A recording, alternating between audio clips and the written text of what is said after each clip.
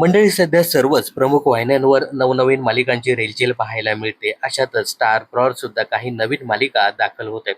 काही दिवसापूर्वीच ऐश्वर्या नारकर यांची प्रमुख भूमिका असलेली आमच्या लाडक्या नाईकबाई ही मालिका दाखल झाली आहे. याखेरीज श्रद्धा पवार आणि अक्षय नलावडे यांची प्रमुख भूमिका असलेली मराठी मीडियम ही मालिका देखील लवकरच प्रेक्षकांच्या भेटीला येणार आहे. आता यामध्ये आणखी एक नवी कोरी मालिका स्टार प्रवाहच्या प्रेक्षकांच्या भेटीला येणार आहे. ती मालिका म्हणजे मी कात टाकली.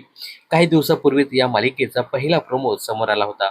त्यामुळे या मालिकेत नागिनीच्या भूमिकेत कोण झळकणार याकडे या मालिकेच्या चाहत्यांच्या नजरा लागल्या होत्या. अशातच आता या मालिकेच्या प्रमुख नायिकेची देखील एंट्री झाली आहे. नुकताच स्टार प्रवाहने या संदर्भाचा एक प्रोमो शेअर केला आहे. तर अभिनेत्री सानिका मोजर ही मी कात टाकली या मालिकेत नागिनीची भूमिका साकारताना दिसणार आहे. तिच्या पात्राचं नाव या मालिकेत यामिनी असं असणार आहे.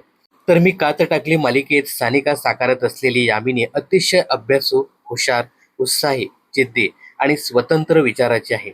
यामिनीला तिच्यामध्ये असलेल्या नागतत्वाची जाणीव नाही. मात्र या सत्याची तिला जाणीव होईल तेव्हा तिच्या आयुष्यात नेमके कोणते बदल घडतील, तिच्यासमोर कोणती गूढ रहस्य उलगडतील हे आपल्याला या मालिकेत पाहायला मिळणार आहे. तर ही नवी मालिका येत्या 28 सप्टेंबरपासून स्टार प्रवाहच्या प्रेक्षकांच्या भेटीला येणार आहे.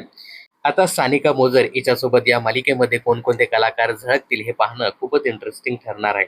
यासोबतच या मालिकेला कोणता स्लॉट मिळतो हे देखील पाहणं तितकंच इंटरेस्टिंग ठरणार आहे. दरम्यान सानिका मोजरच्या कामाबद्दल सांगायचं झालं तर या अगोदर ती कलर्स मराठीच्या लय आवडतेस तू मला या मालिकेत दिसली होती.